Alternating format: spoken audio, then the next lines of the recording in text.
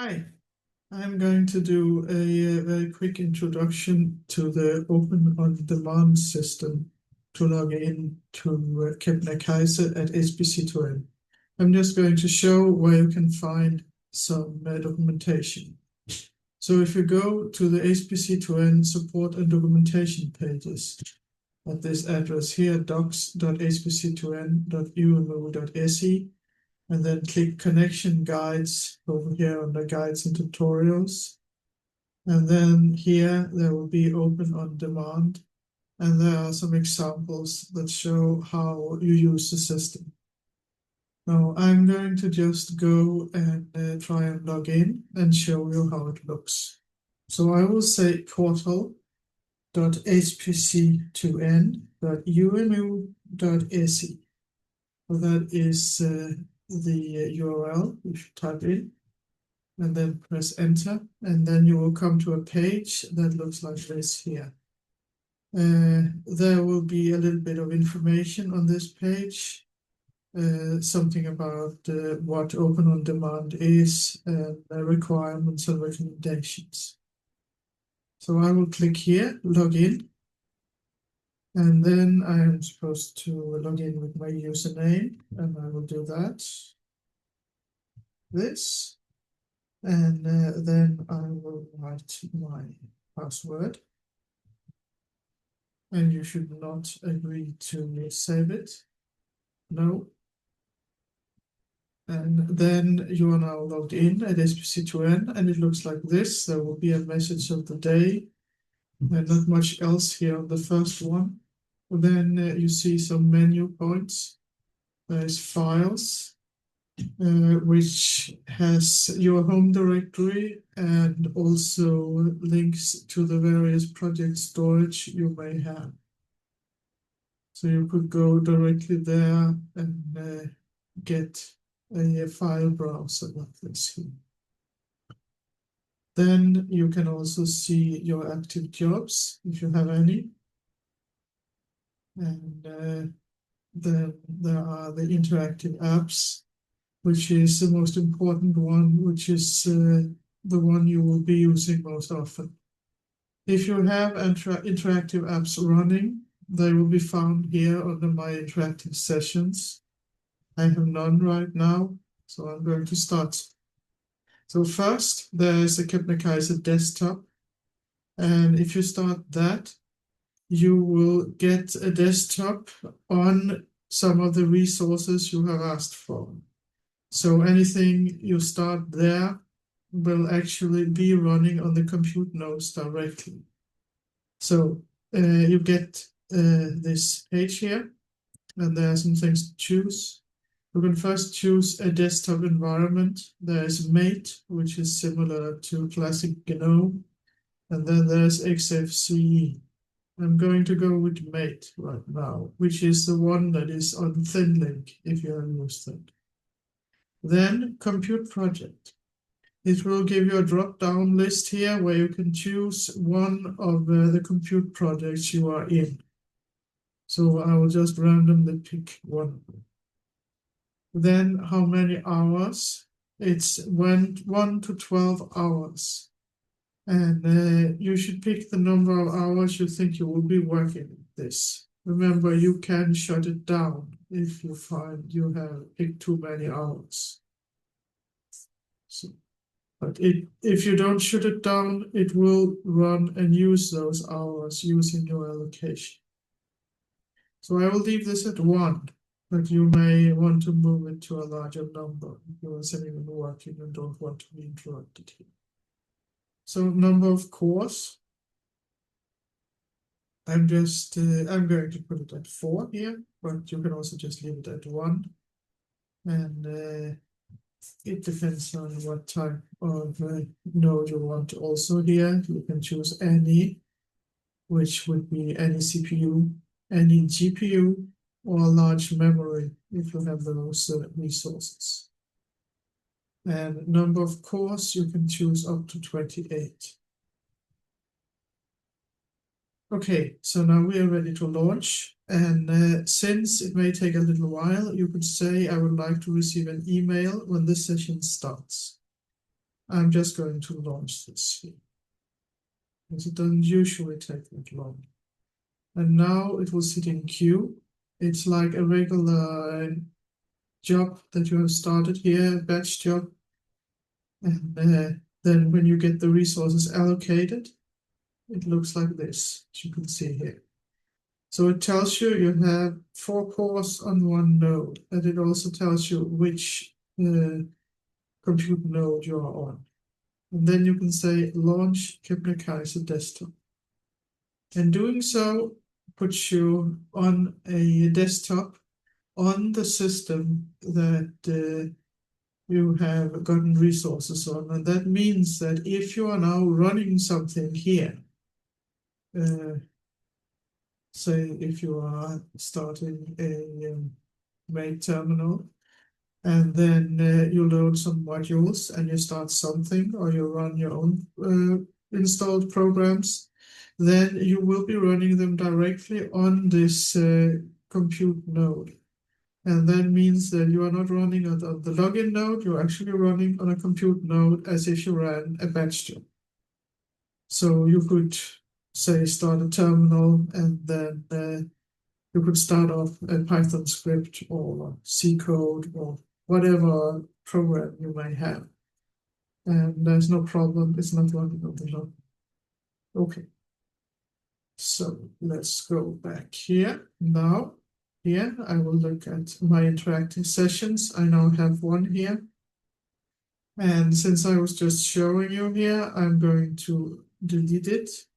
There's no reason to use resources when I'm not working in it. And then instead, I'm going to start a Jupyter notebook. Let's try to do that.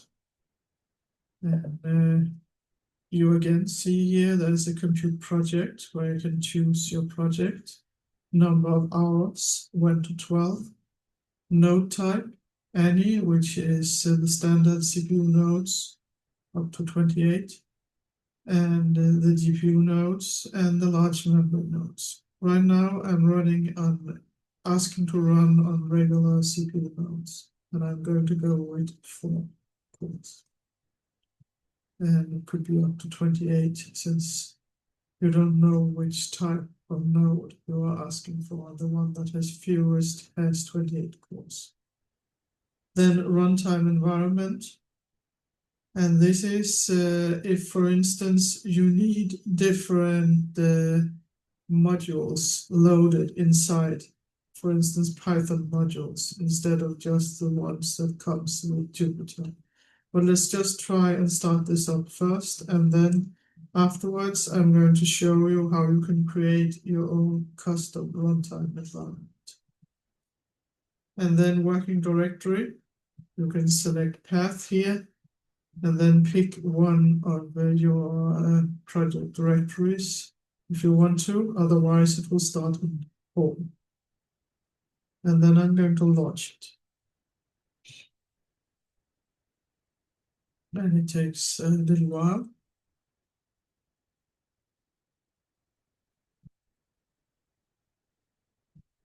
It's already ready. You can see you've got 4 cores, and on this node here.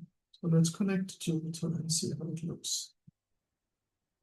This was because I previously opened that, but otherwise this is how it looks, and you can work with it as you would otherwise. And now I mentioned that I would like to create my own runtime environment, and I could do that. I clicked here to get a terminal, and let's see what is loaded. And you can see, for instance, the SciPy bundle and the Matplotlib are not loaded. So if I, for instance, needed those, or if I needed TensorFlow, or if I needed PyTorch or something, then I could load them. Or I could simply create a runtime environment where it's already loaded in. And let's see how we do that. So let's again click here for Jupyter Notebook, and then down on the runtime environment, it tells us to look in this directory here for some examples on how to create your own custom environment. So let us see what is in this directory.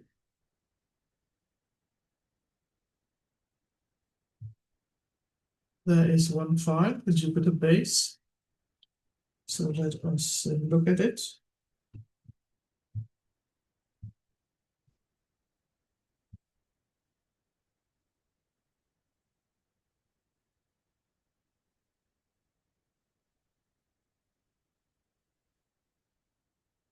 And it tells us that we should create a directory in our home directory. So let's do that. It says here, create a directory, $home portal Jupyter. Let's do that. Copy correctly, so I'm just going to type it in.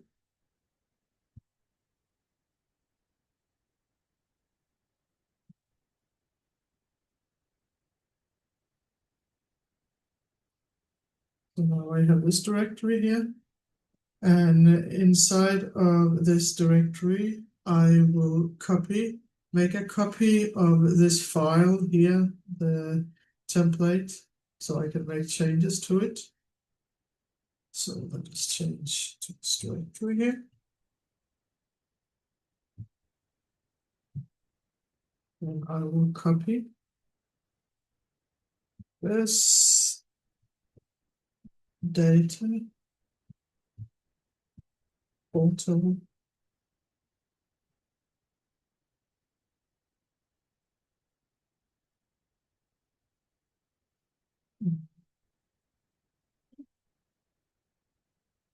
Jupyter base, and I'm going to copy it to this directory here, and I will call it as they suggest, my underscore Jupyter.sh. It is here. So I will use nano to edit it. And they told us in here that it has already loaded the GCC and OpenMPI and things like this, so we shouldn't load those. And also we don't know which version it is, so I'm just going to load the default here.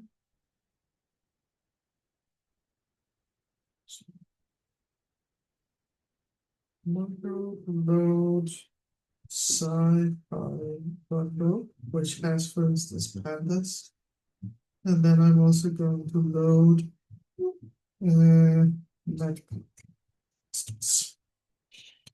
So I have loaded those. I'm going to save it with Control X and yes. And now I have my own runtime environment. And in order to use that, I would need to start a new Jupyter. So I'm going to go ahead and shut this down. This here. And I will reload this page. And now it should be possible to pick the runtime environment I just made, and it is. So I'm picking that. Otherwise, I'm leaving everything the same. I'm launching it. And as you can see, here is the old one. It has completed. I closed it down. And I'm not going to relaunch it or anything. I'm just going to delete it. Yes, but you can just keep it if you want it. But now I have a new Jupyter notebook. I'm connecting to it. And it starts up in the state that it was before, which was when the terminal was open. But I guess we can open it again. And we can see what is now loaded. And as you can see, now it actually started with everything in it that I asked for. So now there's a whole lot of more stuff though. So this is a way you can create your own runtime environments. And of course, this goes for many other modules, not just the ones I picked here. Okay, I'm going to shut down Jupyter. And then I'm going to just go ahead and also start in MATLAB. just to have one more example. And again, here you pick a compute project, you pick number of hours, still 1 to 12, node type, any, that is CPUs or GPUs or large memory units. You can again pick one, or you can pick up to 28 cores. And you can pick a working directory. And again, select path, pick whatever path you want to. You can go into them if you wanted to do that and see what you have under them. So that is also possible. So I'm just going to pick this one here. I'm going to launch it. And it will take a little while. It's starting. It shouldn't take very long. I can meanwhile say the other options are Studio Server and VS Code, and they can be started in the exact same way. So now we have MATLAB here. It's starting. It'll take a few moments. And you can see what's going on, how far it has come here. It has authenticated the token, so you have a license. And this process can take some minutes because it includes the process of actually getting the resources.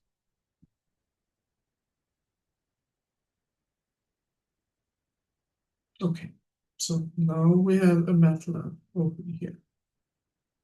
And I can see here I actually had a parallel example open. And I guess I can just start that.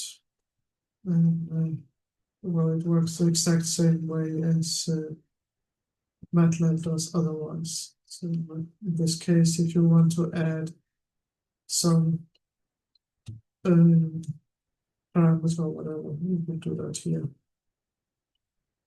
And I am not in that path, so I'm just adding the path. And what is important is that it actually starts a parallel pool in the processes profile. And that is important. So we'll stop this for a moment here. And then I want to show you, go to home and parallel preferences.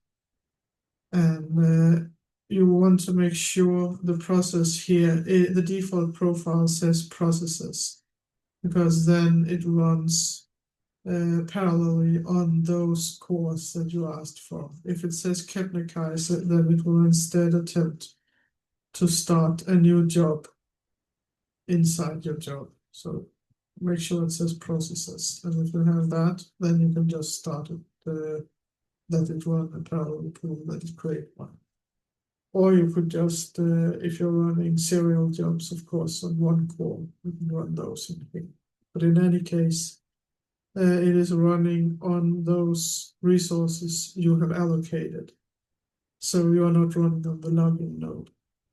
And this was what I wanted to say about this OpenOnDemand here. You can use this here to see what the process is here, and you can stop MATLAB here, for instance. So it's not using any more resources. Otherwise, you can also just wait for it to run out for the time you had asked for it. But now you can see it's no longer running. And since we haven't stopped it completely, you can still just connect to it. Okay. And on the interactive sessions, you see this here, what you have here.